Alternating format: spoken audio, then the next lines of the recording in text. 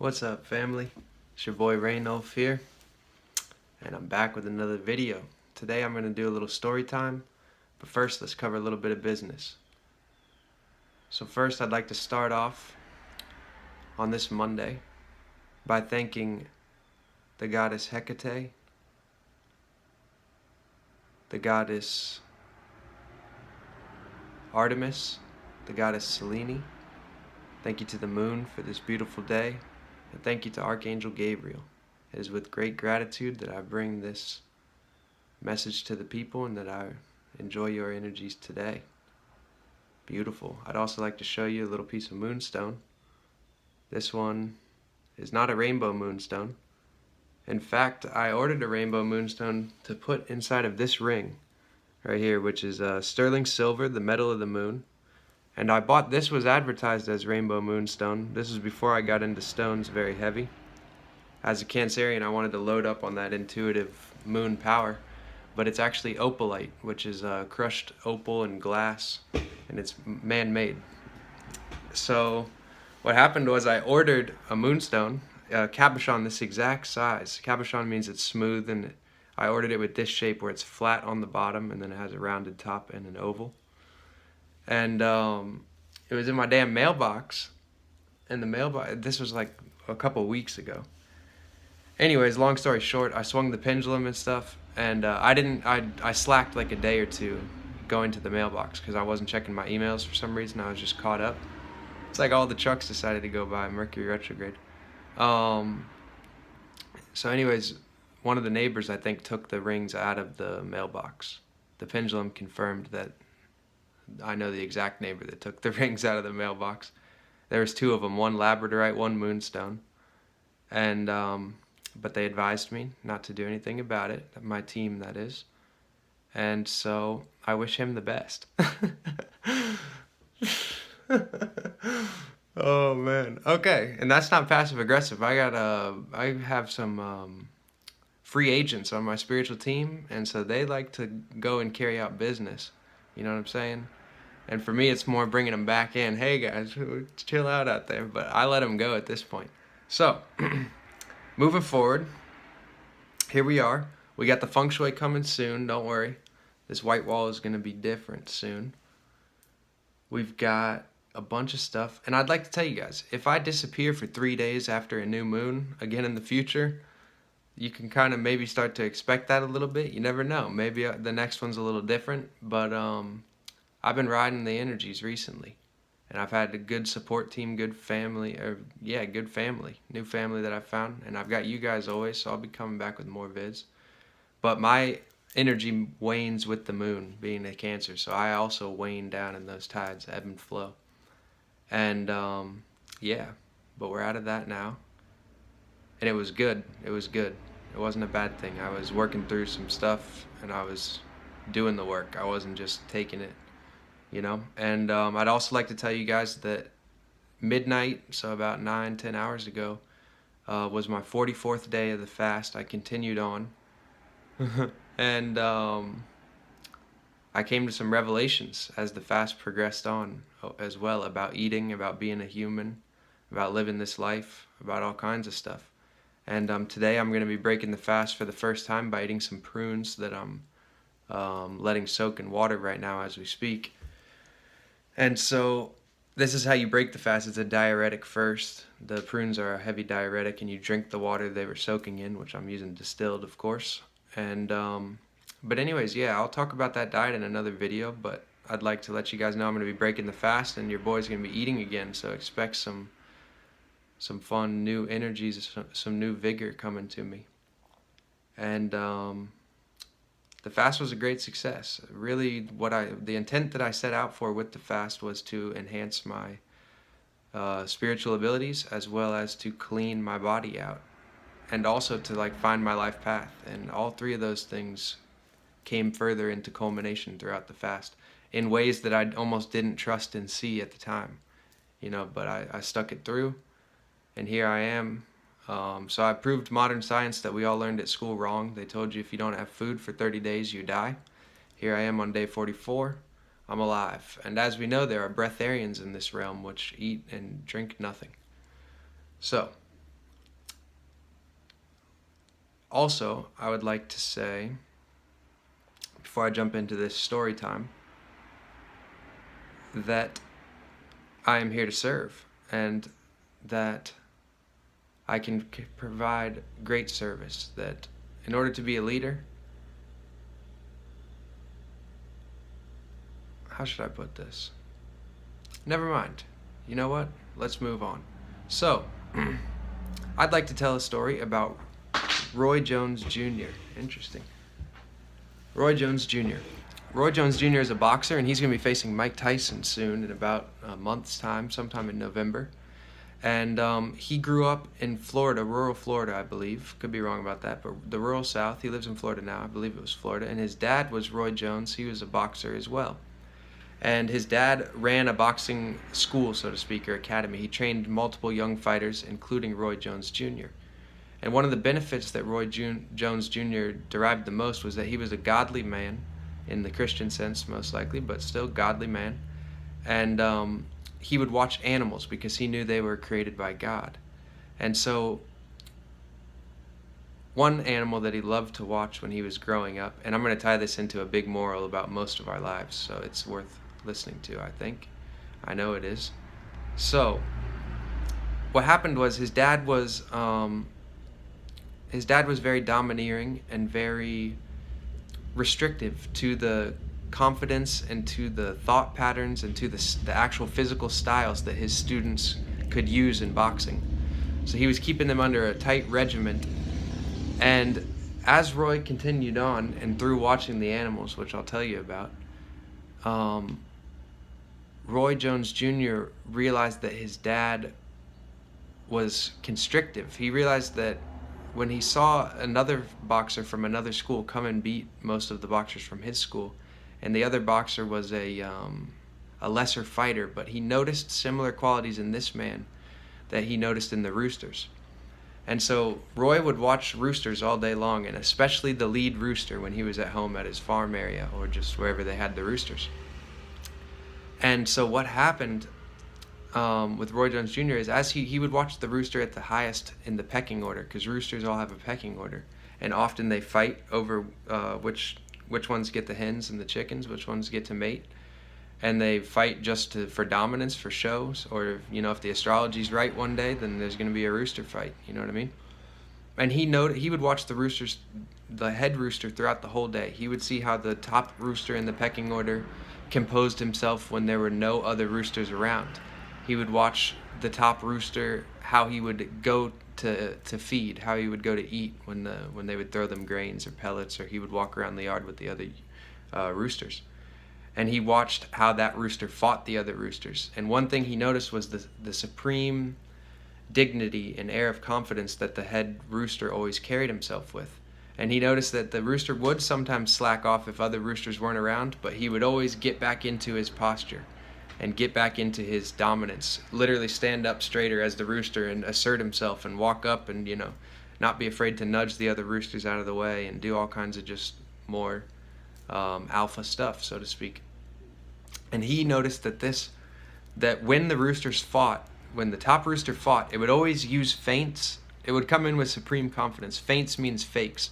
So it would pretend that it was going to rush here and pretend that it was going to peck here, or pretend that it was going to claw the other rooster like that. And the other roosters would get kind of frozen up because of the confidence and the making the other roosters think that there's more to be scared of than there is, would bring down the confidence of the other rooster, and eventually the other male rooster would become scared, or it would lose ground thinking that the rooster was going to do something else. And the main rooster usually had a simple formula, Roy Jones Jr. found. It would fight the same way every time. It would use feints, and then it would aggress and use the same attack. And as the generations of roosters went on, he watched many top pecking order roosters, or maybe they killed one to eat it. He watched many top pecking order roosters do this same tactic. They would carry themselves very similarly, with some difference in their fighting style, some difference in their personality, as is the case when you have different roosters. So that was the first thing he noticed, and he noticed that his dad was not fostering those abilities, that he was not allowing that to exist within his gym, that Roy Jones Jr. wasn't allowed to act like the cocky rooster. He had to stay in line and just execute the fundamentals, not use any of his style, not use any of his mojo and his dominance and his confidence, that he had to just go by the basics, and the dad was the leader. The dad was the one who could, yell at you from the side, but you weren't allowed to get into your flow state and get aggressive and get egoed up inside the ring. Now, Roy Jones Jr. also went squirrel hunting often. That was one of his favorite things to do when he was a young boy, and he would go with other boys. And what they began to notice, as they would kill male squirrels, they would turn the squirrel over after they'd killed it, and they'd see that it had a penis, but it had no testicles. Often, very rarely, the squirrels that they killed had testicles. And so he was bewildered. He didn't know why this was the case. And eventually he found, he made sighting of a big nest of squirrels. And what he realized after examining and observing this nest for a while was that the male squirrel, who was the leader, the alpha male squirrel, had anywhere between about 10 to 25 female squirrels who would come to his nest, and most of them would live there, or at least during their pregnancy phase they would be in his nest so that he could go get nuts. Some of them could go out and get nuts, and there was like a little community of squirrels up there with one male to 10 to 25 female squirrels. And squirrels live for like 20 or 30 years, mind you. These guys, so like you want to get into a place of power like this squirrel. But he still didn't know what was going on. So one day he was watching, and one of the female squirrels was pregnant. And when the female squirrel gave birth to a little litter, or maybe it was only one, I forget how squirrels do it. But what Roy Jones Jr. figured out is that the male squirrel, the alpha, the adult, would go over to all the baby male squirrels that were born and bite their nutsack off. Okay. Okay, so the reason why Roy was hunting all these squirrels with no nutsacks is because 90% of the male squirrels in that region, in the region of that alpha male, had their nuts bitten off before they had even opened their eyes to the world. And this was because that male wanted no competition among the women. And he could gain some sustenance from the nuts, but mostly because he wanted no competition. So what happens here now is that Roy Jones Jr. realized that his dad was the alpha squirrel. And that although his dad was not going to neuter Roy and the other boys in the training program physically, he had been all the time neutering them emotionally and mentally by not allowing them to become a male. Roy realized that when he saw the steers or the other animals that had been castrated or had their nuts removed because they weren't breeding animals, he noticed that when you take that masculinity on this earthly realm, when you take that out of the male, it's not the same creature anymore. It's not the same animal anymore. And he realized that this mojo was being stolen from him by his father.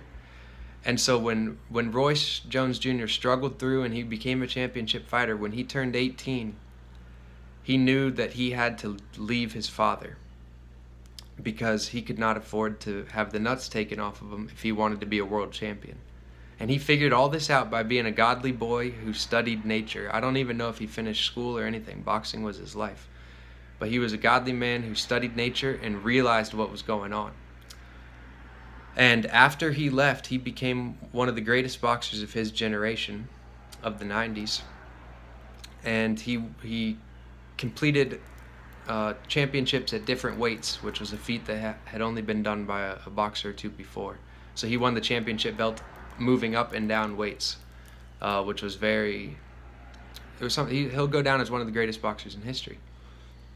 But he claims that he needed to separate himself from his dad, and they never spoke after he broke up from his dad's team and got his own coach and started to do his own thing. And the way he puts it is that his dad is a lion and he's a lion. And so they have no reason to talk to each other. The dad doesn't want to talk to Roy. Roy doesn't really want to talk to his dad, Roy. They've just gone their separate ways from there.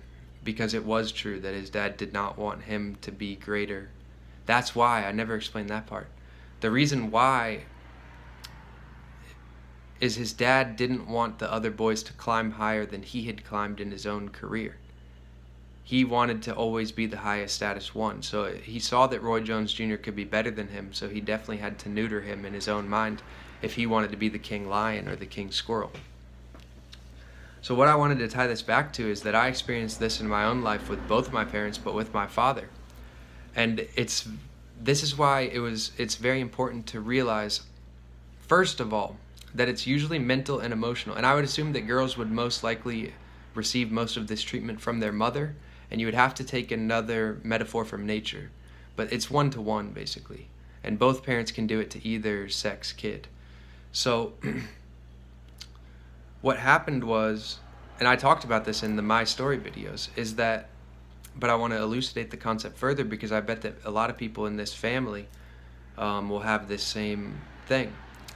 So first thing that you have to realize is, number one, if you prove them wrong, your parents that is, especially if you show that you do raise higher than them, then that's uncomfortable to them, especially if they haven't done work, if they're just not good people, they can still be, they're really not good people, but you know what I mean, if they're not like true to themselves, and they're not like really good people, because on all intents and purposes, they still are good people.